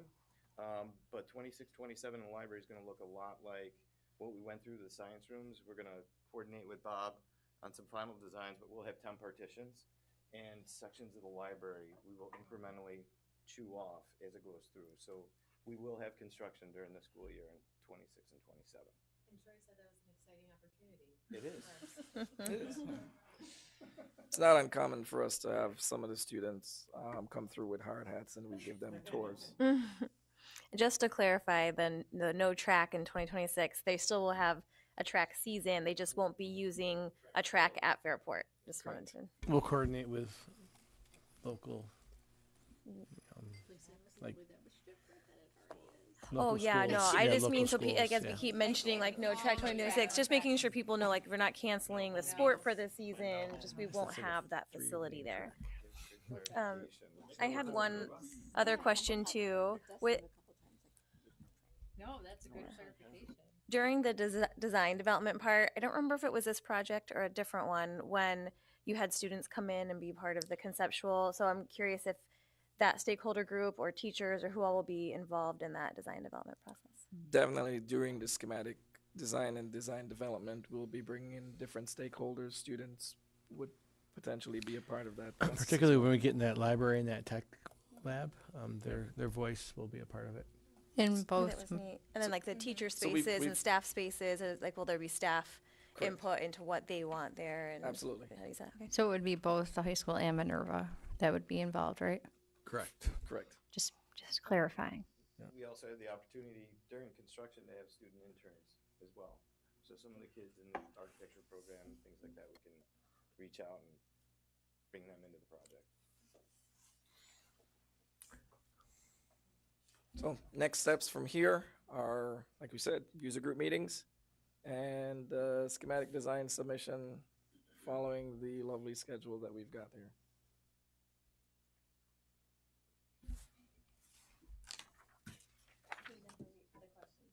There we go. You're all good. All right. Thank you very much.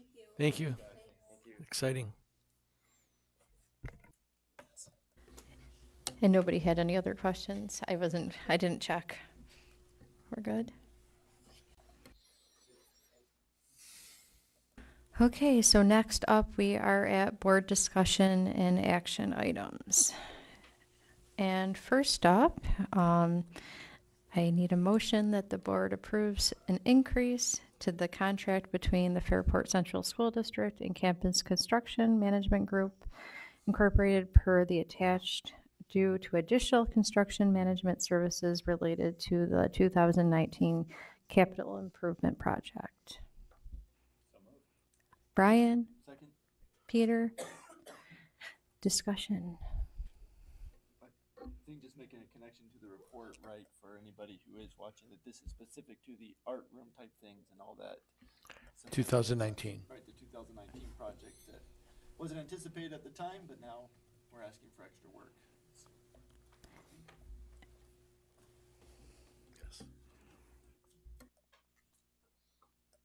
Okay.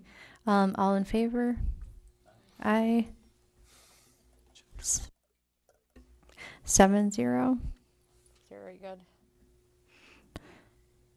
Okay, next up, I need a motion that the board approves execution of a contract between the Fairport Central School District and Campus Construction Management Group Incorporated per the attached for the 2023 capital improvement project based upon review and final approval by the Board of Education's attorneys at such time as the contract is reviewed and approved by the Board of Education's attorneys.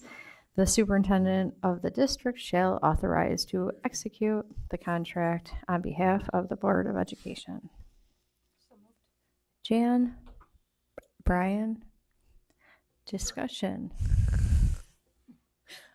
So I guess my question would be, how is it, so we're entering into the 2023 project, how do we determine to work with campus as the construction management and Labella as the architect? I know we've worked with them, we have a history with them, but for the community to know, how does we move forward with that?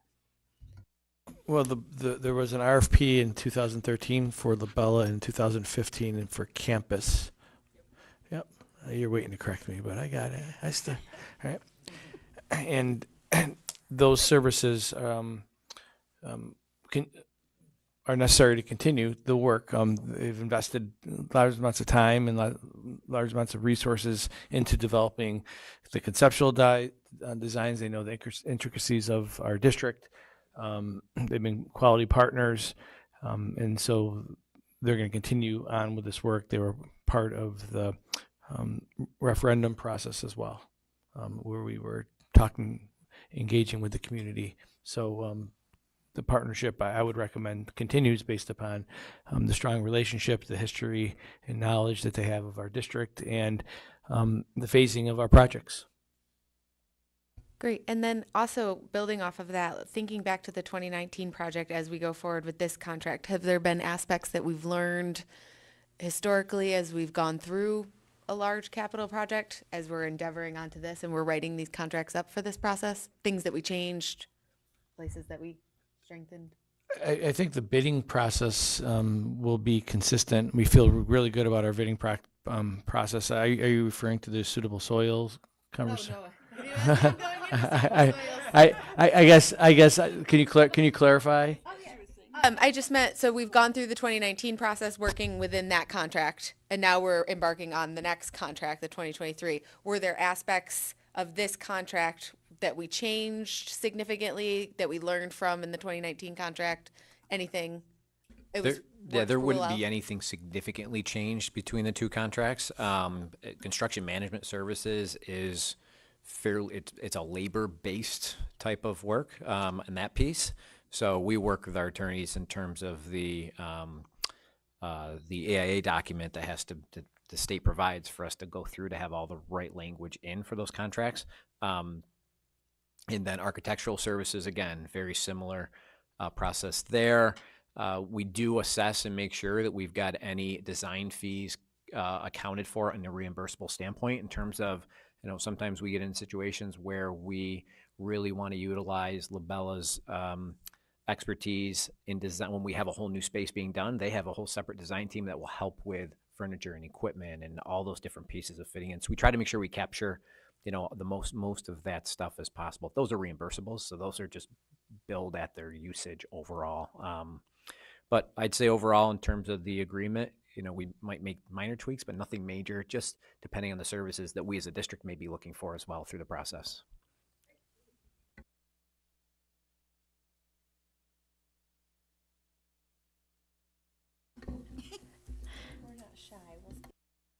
Just making sure. Okay, I guess we will move on then. All in favor? Aye. 7-0.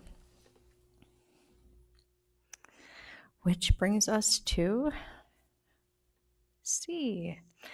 I need a motion that the board approves execution of a contract between the Fairport Central School District and Labella Associates, DPC, per the attached for the 2023 capital improvement project upon review and final approval by the Board of Education's attorneys. At such time as the contract is reviewed and approved by the Board of Education's attorneys, the superintendent of the district shall be authorized to execute the contract on behalf of the Board of Education. Peter? I'll go Jan. And discussion about this one.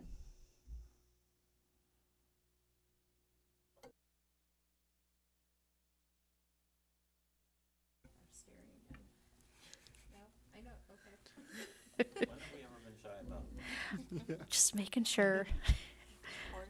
Yes. Yep. All in favor? Aye. 7-0.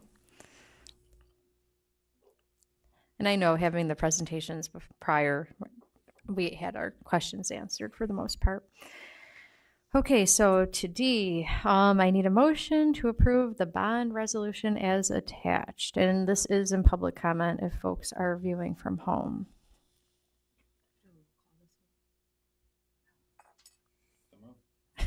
Brian? Second. Peter? And discussion.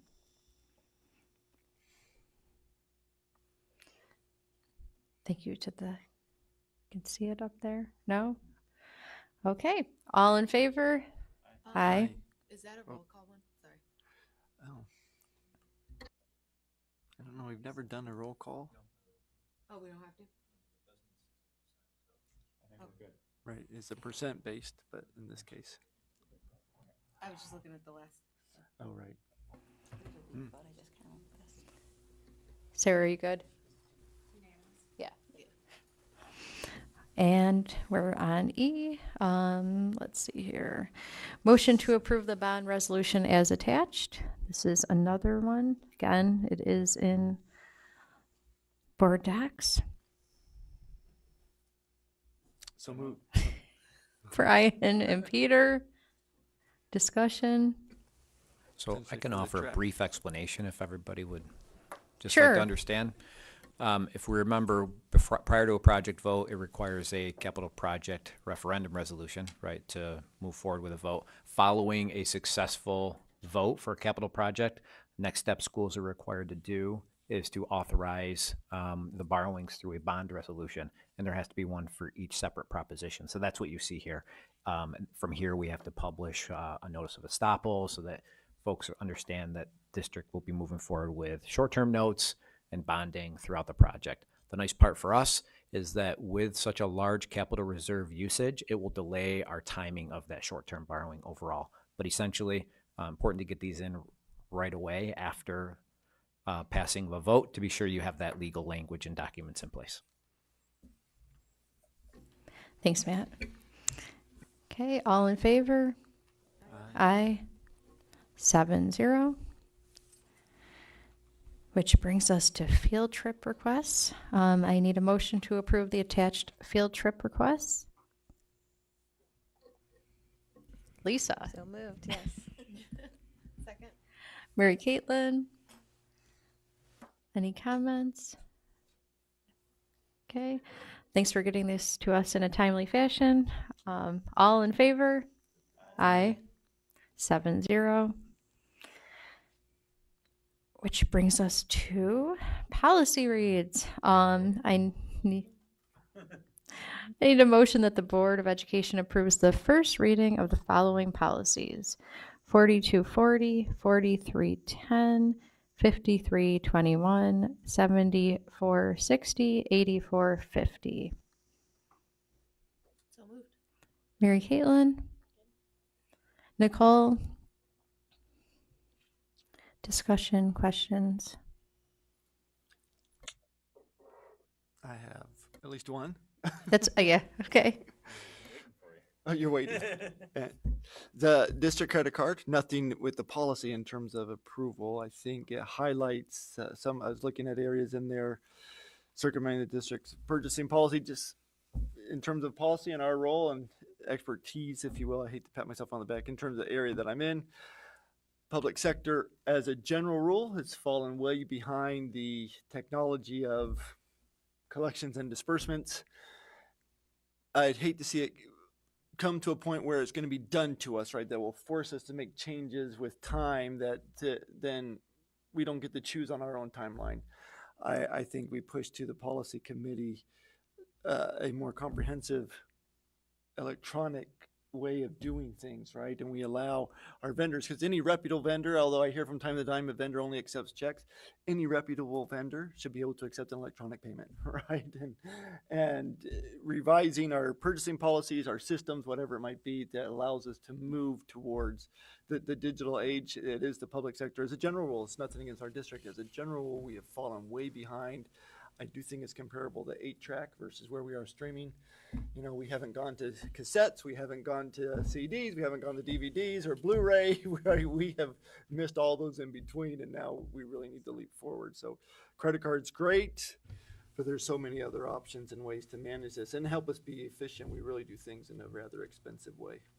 So you didn't want to pat yourself on the back, but I would like to pat you. You are very knowledgeable about this. So could I then charge Audit and Finance Committee to give us recommendations? Because I would say that would be a stronger purview in terms of knowledge of general accounting. So I would, that's a good point. I would confer with Mr. Stevens outside of this body to develop this further, and then I'll make a recommendation to both audit and finance and to policy and run it through there. I just don't know what's out there, and I know that there's been some cursory research done on our end, but it's not readily available for our entities as public schools. But that's not saying that we can't continue to develop it. So I don't have a timeline, but I would, if that's what the board chooses and wants me to do, I will do that with Mr. Stevens. And I would wager, and I'm comfortable, I think, again, not having it done to us, that we look at a 3 to 5 year time frame, right? That it's not something a year from now, but making such a leap is significant. I think it's a good point. Auditors are going to want to know that we still follow these purchasing policies and procedures, and that public funds are being kept safe, and that there was approvals and the right eyes were on it.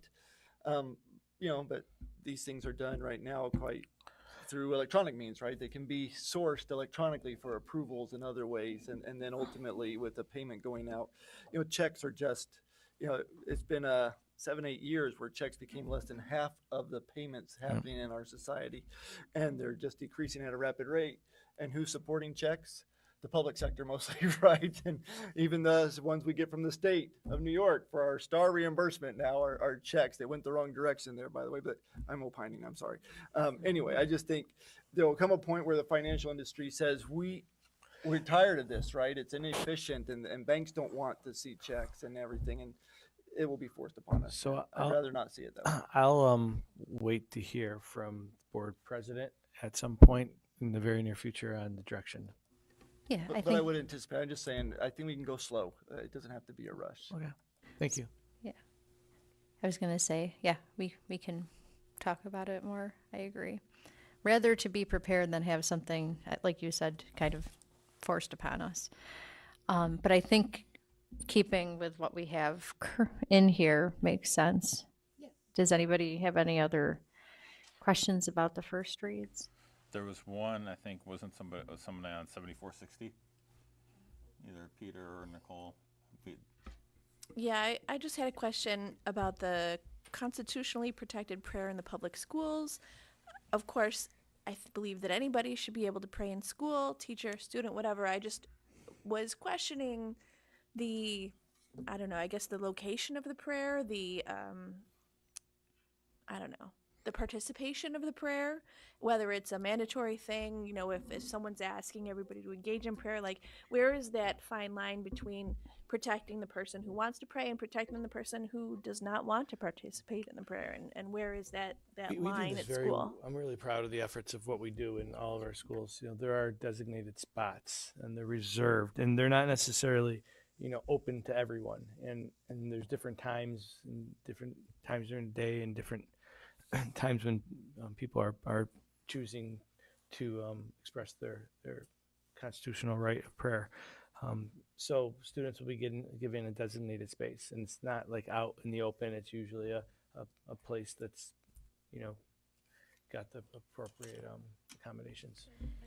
And I know you brought up the Supreme Court case about the coach, and we actually discussed that in the policy meeting too. And one thing that was helpful is if you look at the bottom of this where it says also reference policy 8360, which is religious expression in the instructional program. It really goes into how there can't be pressure for other people to participate in those activities, or students can opt out, and that we're not showing preference for one religion over another. So I think that helps to round out what Brett was saying too about making sure that we're not pressuring people toward one religion or the other.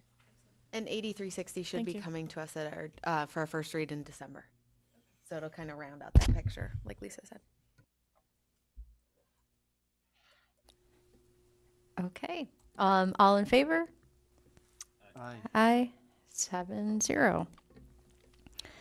And we are up to policy second read. So I need a motion that the Board of Education approves the second reading for the following policies: 4230, 4410, 5310, 5322, 5340, 6110, 7315, and then the next two, 7316 is going to be retired, 7317 is also being retired, and then approval of 8330 And we also have a policy forward. Brian? Mary Caitlin? Any discussion? We looked at these before during the first read. Trying to see everybody. Okay. All in favor? Aye. Aye. 7-0. Which brings us to the consent calendar. And I need a motion to approve the items in the consent calendar. So moved. Second. Lisa and Nicole. All in favor? Aye. Number 7, personnel. Okay, so again, if you're watching from home, this is in the public content, so you can see what we are appointing. But I do need a motion to approve the following instructional staff actions as recommended by the superintendent of schools. Jan? Brian? One question. So on the instructional, on the creation of the 0.3 full-time reading teacher at JA, I know that earlier in the year we had approved the transfer of a reading teacher from JA to Martha, in part because of changing needs. So I'm just curious, any information on why now we're creating a reading teacher where we had already moved one? This particular this particular 0.3 is for math and reading support, and it is in a specialized classroom where the kids can only be participating in that area. Okay. It should have said that. Yep. Do you want me to chime in? Do you want to add to that? Yeah. Sure. So this is actually a certified special education teacher that we hired, so they can provide both of those services in the classroom. It was posted, I believe, as a reading position, but the reality is that they'll be providing both of those services. And just to answer the question about the 1.0 transfer to Martha, that's a permanent transfer for the entire year.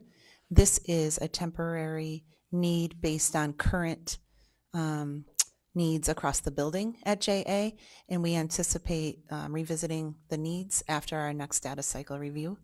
It may still exist, but it might not.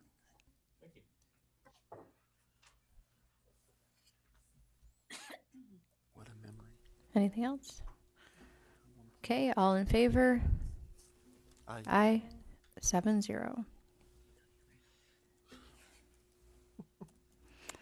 Which brings us to non-instructional and civil service. So I need a motion to approve the following non-instructional and civil service staff actions as recommended by the superintendent of schools. Mary Caitlin? Nicole? Looking around. Okay, all in favor? Aye. 7-0. And next for athletics, I need a motion to approve the following athletic staff actions as recommended by the superintendent of schools. Mary Caitlin? Brian? I did point out to folks that you'll see some of the appointments on there twice because they are sharing that responsibility. So if you see Ben Buckley and Christy Moore, it's because they're sharing the assistant and the track position together. All in favor? Aye. 7-0. Exciting to have another tenure recommendation. I need a motion to approve the attached tenure appointments as recommended by the superintendent of schools. Brian? Nicole? Okay, all in favor? Aye. 7-0. Next up, personnel agreements. I need a motion that the Board of Education approve the personnel agreements as attached. Peter?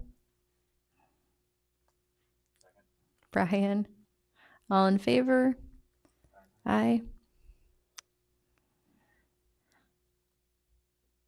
And we actually do not need an executive session. Do we need to do anything to amend the agenda? I don't. Yeah, okay, that's what I thought. Just wanted to make sure. Okay, so we are to closing, and I need a motion to adjourn the meeting. Brian, Nicole, all in favor? Aye. Thank you. Yes, it is weird because I don't know that I've ever had a non-executive meeting. So thanks for joining us.